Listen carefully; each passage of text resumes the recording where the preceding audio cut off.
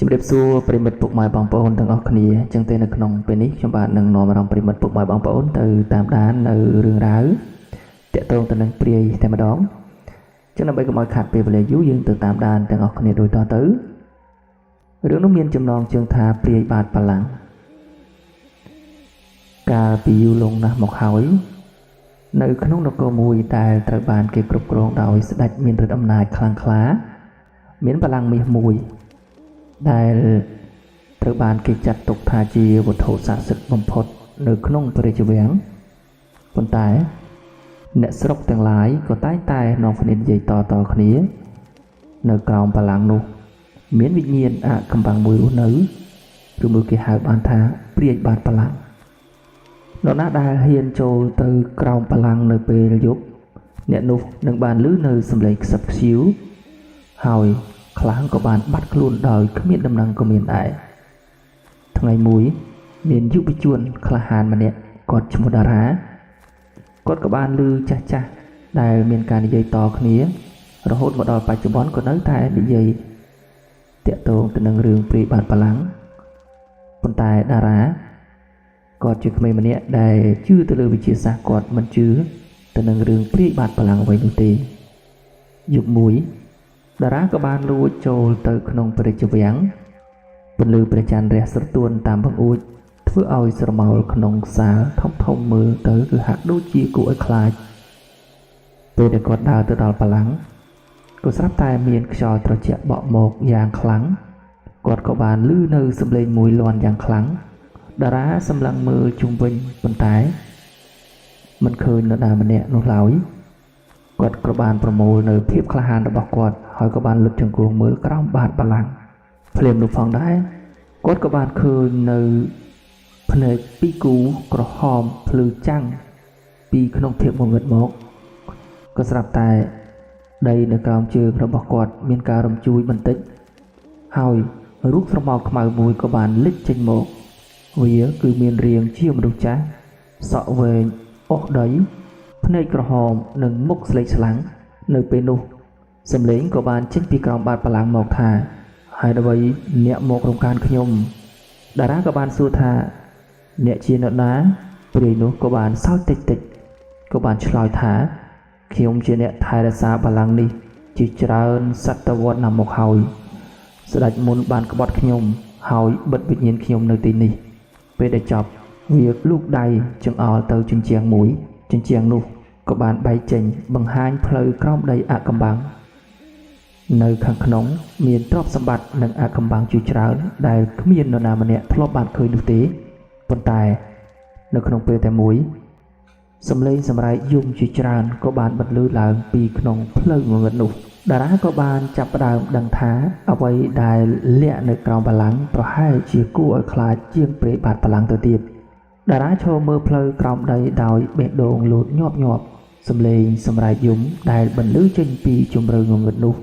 គឺកាន់តែធ្វើឲ្យតារាមានការព្រឺសម្បុរជាខ្លាំងព្រាយបាតបលាំងនោះក៏បាននិយាយថាកុំចូលទៅ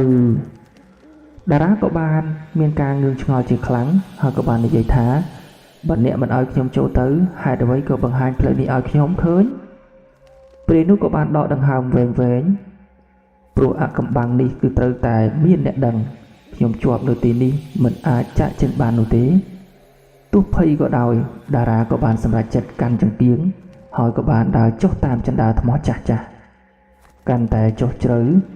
ខ្យល់ក៏កាន់តែត្រជាក់ជញ្ជាំងទាំងសងខាងគឺមានរូបចម្លាក់បុរាណជាច្រើន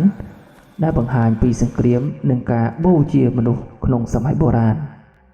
បន្ទាប់ពីដើរអស់មួយសន្ទុះគាត់ក៏បានទៅដល់សាលាធំមួយនៅក្រោមដីកណ្ដាលសាលាគឺមានប្រអប់ថ្មដ៏ធំមួយលើគម្របប្រអប់មានអក្សរបុរាណសរសេរថាអ្នកណាបើកប្រអប់នេះនឹងដោះលែងភាពងងឹតដល់នគរទាំងមូលតារាស្ដាប់ហើយមើលហើយក៏ដូចជាមានការស្ទាក់ស្ទើរនៅក្នុងចិត្តក៏ស្រាប់តែសំឡេងមួយក៏បានបន្លឺឡើងពីខាងក្រោយទីបំផុតមានមនុស្សមកដល់ទីនេះហើយតារាក៏បានងាកមើលភ្លាមនៅចុងសាលាមានរូបមនុស្សពាក់អាវខ្មៅឈរនៅទីនោះភ្នែករបស់វាមានការភ្លឺពណ៌បៃតងចម្លែកខុសពីធម្មតាតារាក៏បានសួរទៀតថាអ្នកជានរណា บรอมเนี่ยนุก็บานเศร้าหอยก็บานชลอยทาขยมจีเนี่ยกรุบกรองวิญญาณได้เติบบานจะเศร้าในตีนี้เปรียบาดพลังกรอนแต่จีเนี่ยเยี่ยมแต่ปนกเพลียมลูกพองได้ประอบทมอก็บานจับดาวรำจุยสนามเปรตโตก็บานลึกล่างเลือกรบสำเร็จกระหำมุ้ยบานลื้อเจงปีขังขนงได้แต่งมูก็บานย่อขลังดาราดังเปลี่ยมท้ามีนวัยมุ้ยดอกอักเกาะกำปุ้งแต่พีเยี่ยมเจงโมกบรออาขมายก็บานเลือกได้หลังหอยก็บานในยัยแต่งเศร้าท่าปีโรยชนำหอยปีนี้มาจับปดประกอบในบาลังหนึ่งตลบหมกวันกำรบประอบหมอก็บานจับรามบางยืดหอยได้ขมายดอกทองมุ้ยก็บานลูกเจงโมปีขังขนงเจงโมกราวติพองได้ขมายดอกทองนุลูกเจงปีประอบยืดจอเจียบานบะหมกปิ่งสลากล้อมได้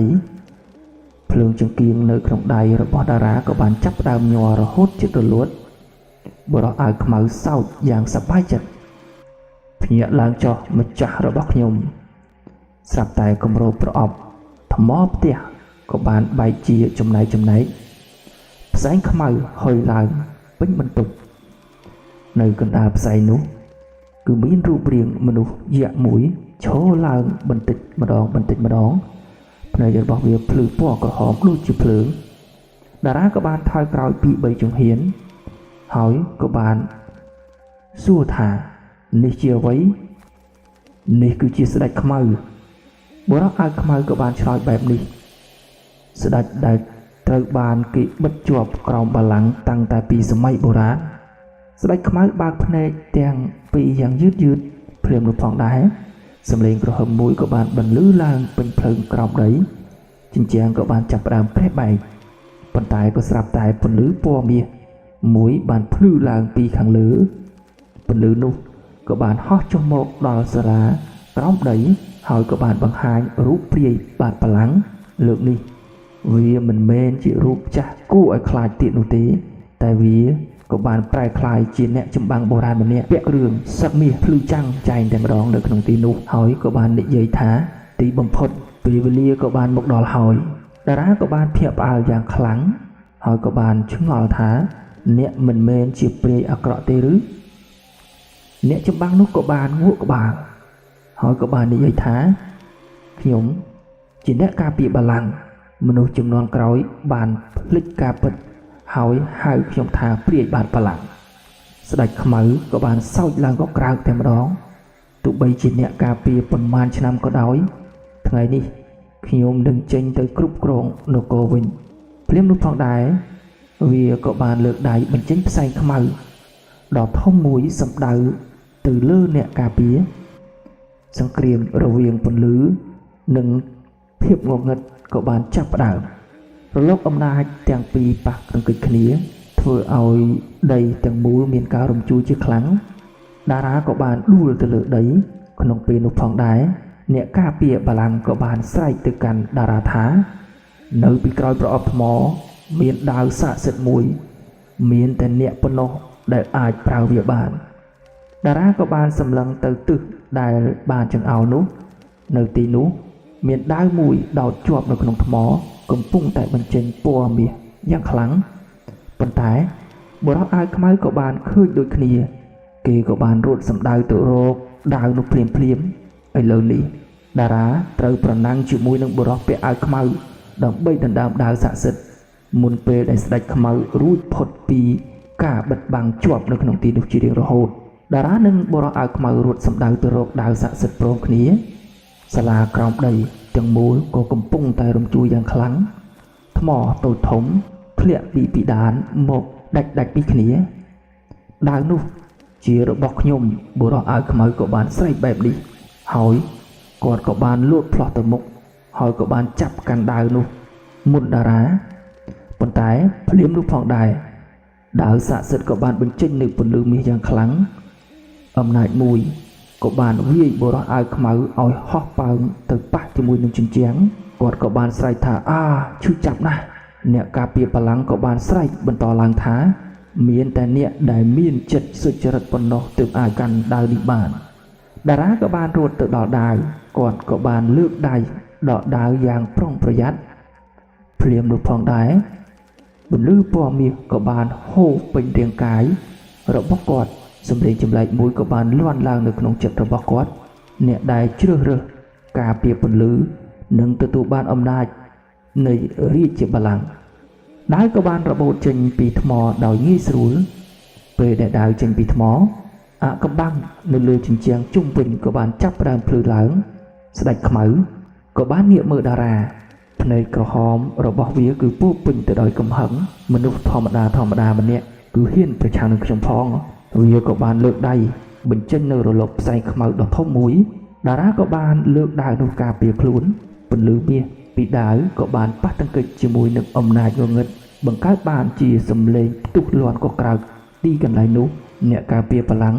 ឆ្លៀតឱកាសនោះផងដែរក៏បានបញ្ចេញនូវអំណាចរបស់ខ្លួនអំណាចពន្លឺពីបានរួមគ្នាវាយទៅលើស្ដេចខ្មៅក៏បានថយក្រោយ3ជំហានជាលើកដំបូងប៉ុន្តែវាមិនទាន់បានចាញ់នោះទេក៏ស្រាប់តែវាសោកយ៉ាងខ្លាំងហើយក៏បាននិយាយថាអ្នកគិតថាបិទខ្ញុំបានម្ដងទៀតឬតារាក៏បានសម្លឹងឡើងទៅលើពិដានគាត់មានការភ្ញាក់ផ្អើលជាខ្លាំងស្នាមព្រះធំមួយបានលេចឡើងលើពិដានហើយផ្សែងខ្មៅកំពុងតែហូរឡើងទៅកាន់ព្រះរាជវាំងខាងលើបើផ្សែងនោះទៅដល់បលាំងមាសអំណាចរបស់ស្ដេចខ្មៅនឹងត្រឡប់មកពេញលេញវិញជាមិនខានអ្នកការពារបលាំងក៏បាននិយាយទាំងក្តីបារម្ភផងដែរថាតារាយើងមានពេលតិចខ្លាំងណាស់អ្នកត្រូវតែទៅកាន់បលាំងមាសហើយដកដាវស័ក្តិសិទ្ធិលើកណ្ដាលបលាំងមាសមុនពេលផ្សែងខ្មៅទៅដល់ទីនោះតារាក៏បានក្តាប់ដាវជាប់នៅពីក្រោយគាត់ស្ដេចខ្មៅកំពុងតែព្យាយាមរារាំងនៅពីខាងមុខគឺជាផ្លូវឡើងទៅកាន់ព្រះរាជវាំងនោះហើយជោគវាសនារបស់នគរទាំងមូលគឺកំពុងតែស្ថិតនៅលើការសម្រេចចិត្តរបស់គាត់តារាក៏បានក្តាប់ដាវដ៏ស័ក្តិសិទ្ធិយ៉ាងណែនហើយក៏បានរត់ឡើងតាមផ្លូវថ្មដែលនាំទៅកាន់ព្រះរាជវាំងនោះពីក្រោយគាត់សំឡេងប្រយុទ្ធរវាងអ្នកការពារបលាំងនិងស្ដេចខ្មៅគឺនៅតែបន្តឡើងយ៉ាងកុះក្រោកដីផ្សែងខ្មៅ